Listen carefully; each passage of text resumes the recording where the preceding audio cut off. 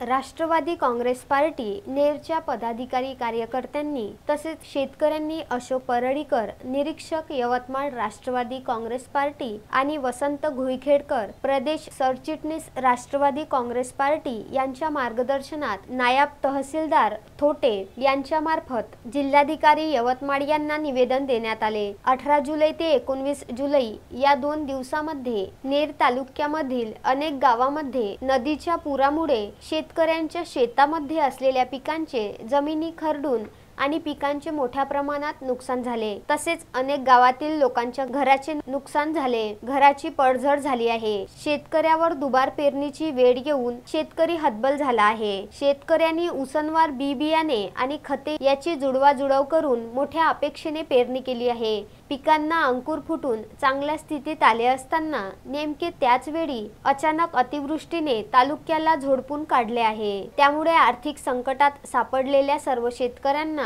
50,000 रुपयांची आर्थिक मदत देण्यात यावी ही विनंती करिता सविनय निवेदन सादर करण्यात आले। त्यावेळी निवेदन देताना सुनील खाडे तालुका अध्यक्ष राष्ट्रवादी काँग्रेस पार्टी नेर तसेच राष्ट्रवादी काँग्रेस पार्टी पदाधिकारी आणि कार्यकर्ते, अनेक नुकसानग्रस्त शेतकरी राजू पाटील, निलेश ठाकरे, नाना भोकरे, युवराज अरमळ, सुभाष भोयर, तन्वीर खा पठाण, गजानन गोडे, मधुकर ठाकरे, दिलीप देशमुख, कोमल नहार, अरुण खडसे, श्रीकृष्ण घोडसवार, किशोर भोयर, प्रवीण गीते, अशोक वाघ, संजय पवार, राजू झिंबलकार, जगदीश भोकरे, आदित्य भोकरे, ऋषिकेश भोयर उपस्थित होते।